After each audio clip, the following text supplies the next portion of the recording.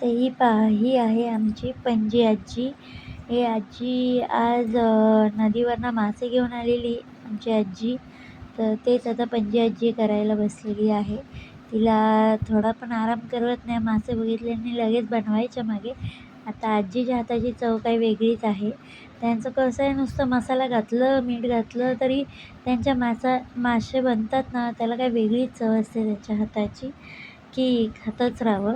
तर या पाहूया माझी पणजी आजी कशी बनवते नदीतले मासे.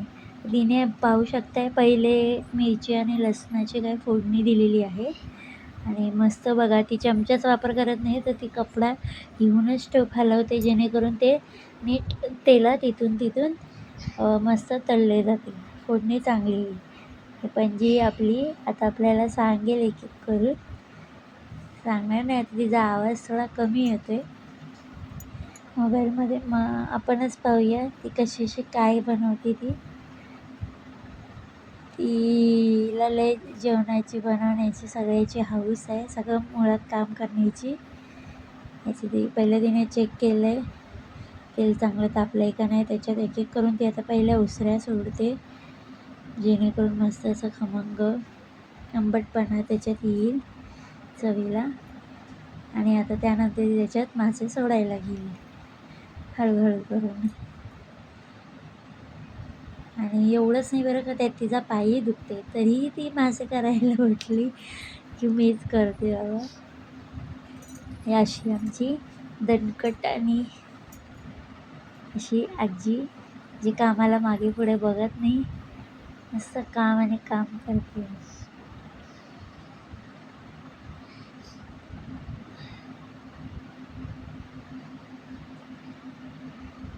छान आता असे मासे जातील आणि आपल्याला खमंग असे मासे शिजताना दिसतील.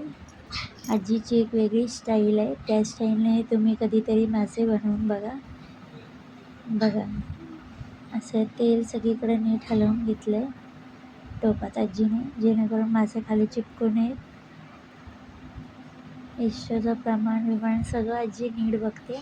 आपण गॅसचं लगेच कमी जास्त करतो, पण फाट्यांवर तसं नसतं चुलीचं, ते नीट पाहायला लागतं. ते देखील नीट आजीने करून घेतलं आहे. आता आमची पणजी आजी हे मासे सगळे आता फोडणीत तेलात घालत आहे.